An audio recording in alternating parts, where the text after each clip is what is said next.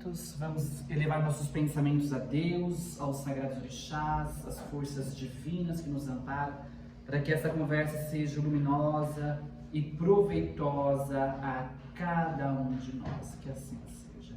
Bom, a palavra Umbanda, nós encontramos ela no dialeto quiumbo, ela é encontrado ali na África, na parte da Angola, ali no seu setor do noroeste, bem aqui na parte noroeste de Angola. E a palavra Umbanda, em quiumbo, significa o curandeiro ou a arte de curar. Quando nós encontramos Umbanda religião e não apenas Umbanda palavra, há umas discussões. Por quê? Porque a gente encontra a Umbanda como religião de forma documentada a partir de 1908, meados de 1908, através do Zélio Fernandino de Moraes. Isso é o que muitos pensam e acham, e o que a gente encontra de forma documentada ali na internet, enfim, através dos livros. Fato é que a palavra Umbanda, ela surge como religião não no início da religião trazida pelo Caboclo da Sete Encruzilhada, através do seu médium Zélio Fernandino de Moraes. Não, ela vem depois de alguns anos, porque no início, pelo menos ali através do Zélio, o nome dado à religião ou ao templo religioso é Tenda Espírita Nossa Senhora da Piedade. Não tem traços umbandistas nem nome umbandista, tanto é que até hoje se chama Tenda Espírita Nossa Senhora da Piedade. E as primeiras tendas dentro daquele formato do Zélio Fernandino não tem o nome Umbanda. Ela surge depois. Bom, há histórias dizendo... Histórias não, né? Porque quando a gente fala de história parece que é algo inventado, né? Mas aqueles que trabalhavam com o Zélio conta, e até hoje aqueles seus sucessores, conta que no início, quando eles começaram a ter muito trabalho, muita popularidade, os espíritas da época se ressentiram do nome Tenda Espírita. Por quê? Porque não tinha assim uma ligação total com a doutrina espírita. E nós que conhecemos muitos espíritas sabemos que eles seguem toda uma linha bem rígida, que não pode sair ali dos parâmetros trazidos por Kardec. Nós sabemos disso. Tanto é que depois a Federação Umbandista teve que tirar, né? Houve uma questão ali jurídica e a Federativa Umbandista teve que tirar o nome espírita da sua parte ali umbandista. Enfim, fato é que precisava se trocar o nome. Depois de alguns anos dali do templo Nossa Senhora da Piedade. E aí existia uma entidade que eles nominavam Orixá Malé, que eles dizem que é uma entidade muçulmana malaia. Olha que loucura, né? Nós temos muçulmanos malaios dentro da Umbanda. E é normal, nós temos ali o povo do Oriente, nós temos até hoje o que nós chamamos do povo do Oriente. E essa entidade, Orixá Malé, ele trouxe muitos benefícios para a Umbanda. O Amaci que nós temos e um monte de ritualísticas trazidas dentro da Umbanda é através desse muçulmano malaio. Olha que interessante, muçulmano e malaio. Mas você recorrendo ali a pesquisas, você percebe que esses muçulmanos malaios, eles são magistas, né? Eles trazem todo um poder magista. E a Umbanda, ela é magista por si só. Então ele traz esses benefícios para a Umbanda. E como ele traz tantos benefícios de demanda, de libertação, demanda no sentido de demandar a força do mal. E aí querem fazer uma homenagem a ele dentro da Umbanda. Então colocam Aum, né, de Deus, Banda, ao lado de Deus. E durante um tempo se conta que ficou Aumbanda, né? Aumbanda. E depois foi ficando sucinto e ficou Umbanda. Mas quando a gente coloca a palavra Umbanda em uma religião, claro que esse nome vai arremeter ao seu significado, né? nominal. E aí houve-se uma briga, será que a Umbanda veio antes ou depois de Zélio Fernandino de Moraes? E essa briga, gente, perdura até hoje. Eu tô fora dessa briga, eu só tô dando explicações para que vocês possam entender e também para que a gente consiga trazer a luminosidade para a palavra e para a conversa de hoje. Enfim, não importa, né, se foi trazido pelo Zélio, se não foi trazido, mesmo porque existe uma pessoa incrível que veio depois e unificou todos os rituais ali trazidos através da macumba carioca com o nome Umbanda, que é Tatá Tancredo. Depois de muitos anos, né, Tatá Tancredo surge e fala assim, não, todos os rituais ali que não são do candomblé, ligados totalmente ao candomblé, mas trabalha com pretos, caboclos, e baianos, Exu e Pombagira, todos são Umbanda. E aí virou aquela miscelância que hoje nós temos, graças a Deus, porque não existe uma doutrina ali que nos faz parecer um burro, olhando apenas para frente, com cabresto.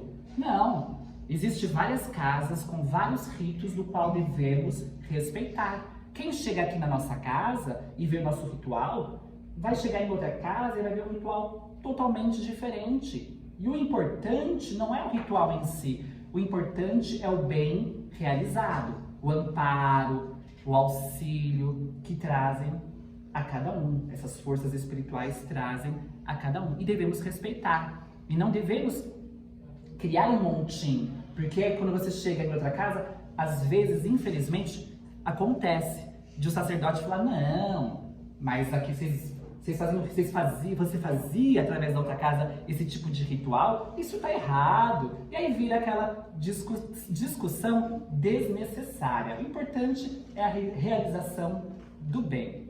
Mas enfim, com a palavra Umbanda trazida para nós, com este significado, né, de arte de curar ou curandeiro, nós precisamos entender que realmente ela é uma religião que nos cura, que nos liberta, que nos sustenta. E a arte, quando você coloca a palavra arte de curar, olha que maravilhoso. Arte, algo que você cria para o embelezamento de cada um de nós, de cura. Então, quer dizer, a Umbanda, ela traz toda essa potência criativa, luminosa, para nos curar, através de tantos elementos. E nós podemos ver através da nossa ritualística, que é uma ritualística linda, lindíssima, que toca primeiro os nossos olhos, para depois tocar as nossas emoções e assim trazer o despertar da cura. É muito interessante isso. E nada na Umbanda, como eu sempre falo, é por acaso. Tudo tem um significado, tudo tem uma ativação magística. É que, infelizmente, durante muitos séculos, a igreja, e eu não estou falando aqui da religião em si, eu estou falando do homem. Infelizmente, durante muitos séculos, a igreja nos poldou, magisticamente falando. Tudo era coisa do demônio, tudo era misticismo depois, porque no início era coisa do demônio. E depois acabou se tornando misticismo através de algumas religiões que traziam a razão para dentro dos seus templos. Claro que temos que ter uma fé raciocinada, eu concordo que temos que ter uma fé raciocinada, mas nós temos que entender que a magia, ela de fato existe. Não aquela magia trazida através do Harry Potter, né? Mas sim o seu verdadeiro significado, que é a manipulação de energias e a transformação dessas energias em nosso benefício. Então, quando você faz toda uma movimentação magística, você está movimentando recursos libertadores para si. E é o que a gente faz quando você acende uma vela, quando você coloca uma água, quando você toma um banho de ervas. Você está movimentando a energia ali contida em seu benefício, em benefício da sua libertação, em benefício da sua cura. Por isso que eu acho que a espiritualidade, ela agiu, querendo ou não, de forma coerente quando fez com que essa religião linda ficasse com o nome de Umbanda. Porque de fato a Umbanda traz essa arte de cura, porque é uma arte você manipular todas essas magias em benefício de si. É maravilhoso quando o guia te manda colocar na sua casa elementos da natureza. Eu acho incrível, porque aquilo ativa também a nossa fé. Parece que complementa algo para que aquilo possa nos fortalecer. Então enche nossos olhos. Quando algum guia manda você colocar uma pedra, quando algum guia pede para você colocar conchas, velas, ervas, enfim, tudo aquilo ativa também o nosso olhar e faz com que a nossa fé, de certa forma, também fique vivificada. E não só isso, cada um desses elementos também tem forças libertadoras e curadoras. É uma arte, literalmente. É uma arte de cura, literalmente de cura. Então, toda vez que os guias passarem algo para vocês, saibam que este elemento traz todo um poder, toda uma força viva, cabível de lhe trazer a libertação, a cura real. Claro que, quando a gente fala de curar, nós estamos falando de doença, algo que precisa ser curado. E há feridas em nossos espíritos que vão levar um tempo para ser curadas. Há outras que curam com muita facilidade. E às vezes também, e na sua maioria, a cura depende de cada um de nós. De cada um de nós.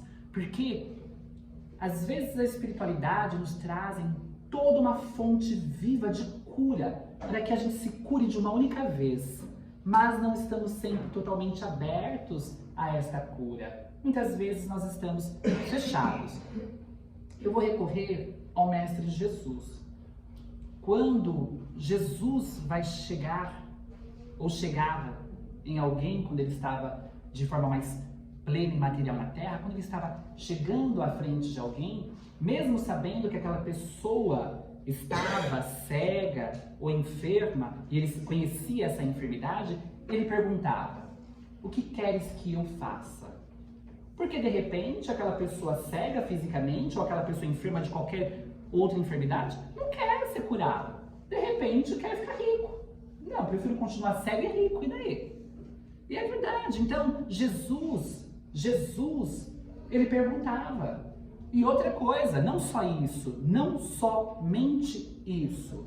A magia, ela acontece quando há uma conexão do divino conosco. Então, quando ele pergunta, o que queres que eu faça? Você responde, eu quero me curar. Há uma ligação plena através da palavra. Palavra é força viva. Palavra é força viva. Então, é preciso ter essa conexão com o divino, essa conexão plena com o divino. E às vezes, a cura não é feita de forma assim tão simples através da palavra. Vamos recorrer novamente ao Mestre Jesus. É importante recorrer a Jesus porque a igreja, além de ter nos poldado durante anos e nos endemonizado durante anos, vivificou ali a figura do Mestre Jesus. Então, quando a gente traz a figura de Jesus, parece que nos traz mais respaldo ali, né, a nossa palavra. E Jesus é força viva realmente em nossas vidas. O problema não é Jesus, o problema é o ser humano. Gandhi, que não era cristão, já dizia: o Cristo não tem bons cristãos, mas os cristãos têm um bom Cristo, né? Vocês conhecem a palavra de Gandhi? Porque vocês sabem que Gandhi, ele sofria inúmeros ataques de cristãos. E um dia, Gandhi, passeando pela rua, ele não atravessou quando vinha um militar. E o militar achou um desrespeito, porque o militar achou que ele precisava atravessar a rua. E aí, o que o militar fez com Gandhi? Deu-lhe uma bofetada. E Gandhi caiu. Gandhi se levanta, né? E pede ainda desculpas por não ter atravessado. O que esse militar cristão fala? Esse militar cristão inglês fala? Com quem você aprendeu tamanha covardia de ainda se levantar e pedir desculpa? Esse militar inglês cristão estava com um crucifixo no peito. E Gandhi responde: com o mestre que foi colocado nesta cruz. E Gandhi não era cristão. Gandhi tinha uma religião hindu, né, que louvava os deuses hindu. Então, a gente percebe que, infelizmente, foi deturpada a mensagem do Cristo. Foi deturpada essa mensagem divina e luminosa. Então, quando a gente traz a figura de Jesus também dentro da Umbanda, nós trazemos não mais aquela imagem trazida pela igreja opressora. Lembrando que não estamos falando mal da religião de ninguém, estamos falando da realidade. Então, a Umbanda, ela resgata a mensagem de Jesus de uma forma simples e luminosa. A verdadeira mensagem dela.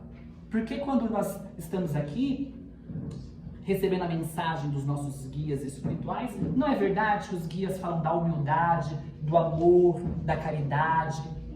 Muitos se perguntam, e eu sempre repito, muitos se perguntam o que os pretos velhos estão fazendo na Umbanda, sendo que eles, né, sofreram tantos ataques durante a sua vida, através da escravidão, e hoje estão aqui ainda novamente para conversar conosco. Será que eles não podiam já estar, né, da espiritualidade superior, sem precisar estar aqui conosco? Poderiam, mas eles são cristãos mais do que muitos cristãos, porque eles vivenciam o amor e o perdão, e vem nos despertar para este amor e este perdão. Enfim, quando eu trago a figura de Jesus em nossa casa e na Umbanda, é para a gente viver Jesus na sua plenitude. E aí, vamos lembrar de outra cura. Porque lembra que a gente estava falando da cura que Jesus faz de forma mais intensa e plena? Ah, curei. Se cure agora.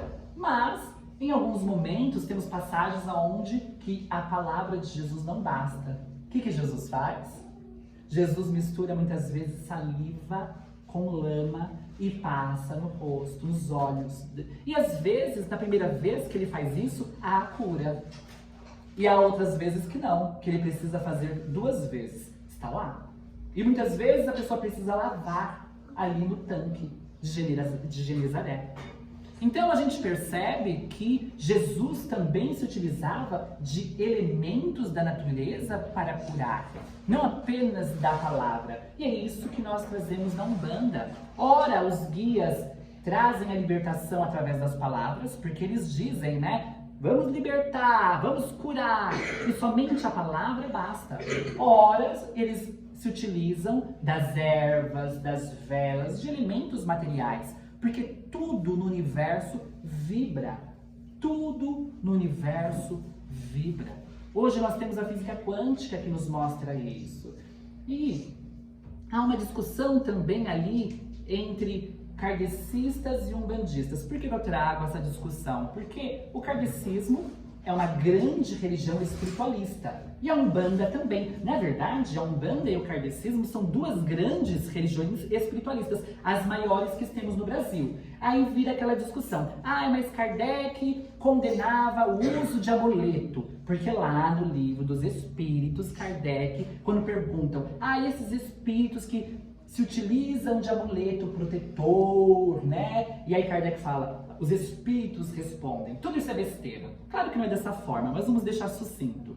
Mas é aqueles espíritos que falam que vão trabalhar em tal hora, né? Que só podem convocá-los em tal hora. Aí os espíritos respondem, tudo isso é besteira. Mas e a magia? A magia é besteira também. Não é dessa forma, mas é mais ou menos assim que os espíritos respondem a Kardec. Aí você fala, meu Deus, e agora? Vamos ficar com Kardec ou com a Umbanda? Porque na Umbanda nós temos sim amuletos que nós chamamos de patuá. Na Umbanda nós falamos de magia. Na Umbanda muitas vezes os guias te mandam fazer certas magias ou convocá-los em certos horários, tá? E aí a gente fica perguntando, meu Deus, e agora, né? O que eu faço? Eu sigo Kardec, eu sigo a Umbanda, o que eu sigo?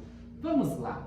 Uma que, infelizmente, Kardec não teve tanto tempo para terminar a sua doutrina. Tanto é que nós temos depois obras póstumas. E os espíritos já haviam dito para Kardec que ele voltaria para terminar as suas pesquisas.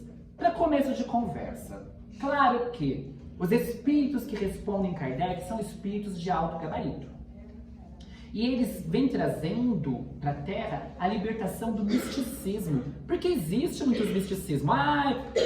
Passei por baixo da escada, dá azar. Deixei o sapato virado, dá azar. E isso fica implantado no nosso subconsciente. Me incomoda horrores sapato virado, viu? De ponta cabeça.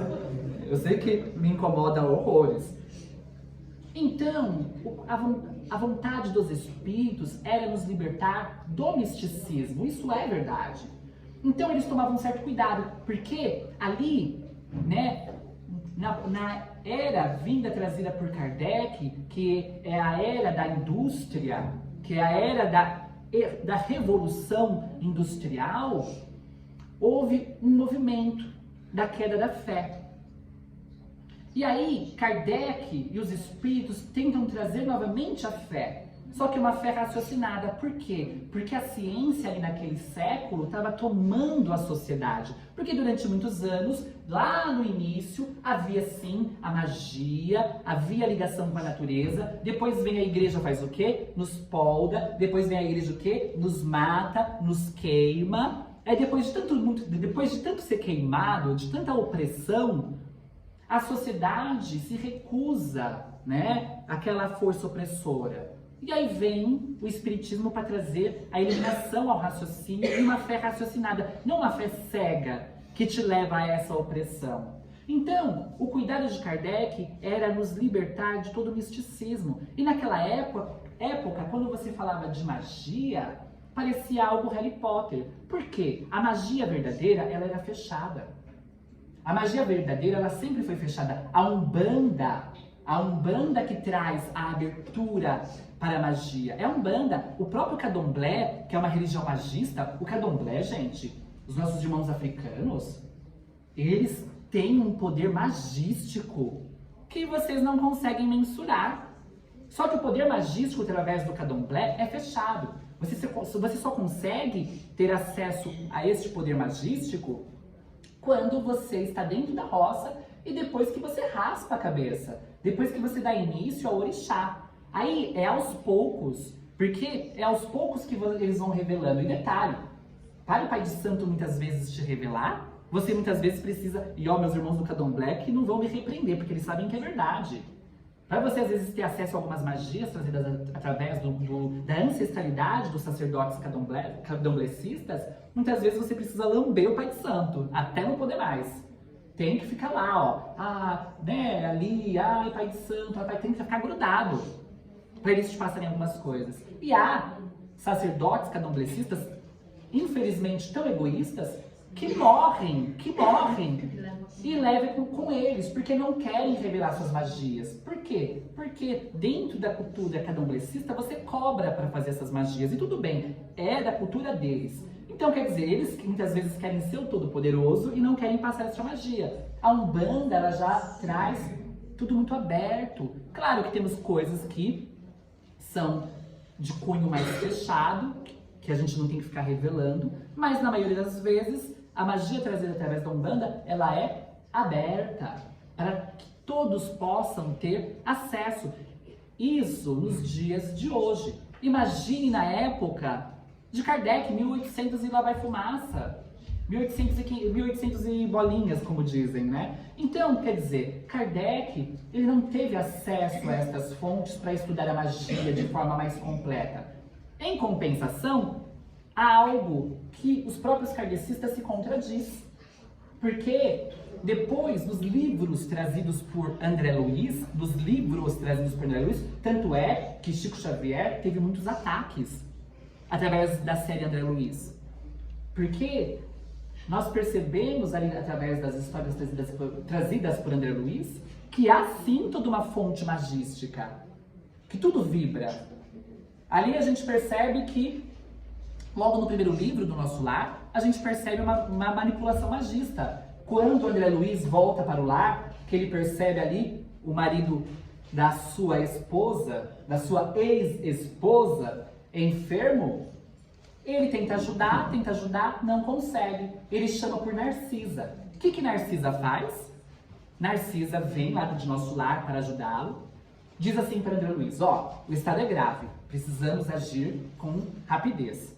Chama André Luiz para ir até um lugar da natureza, e aí André Luiz diz que ela faz alguns movimentos, e através destes movimentos surgem entidades não humanas na frente deles. E André Luiz deixa claro, entidades não humanas.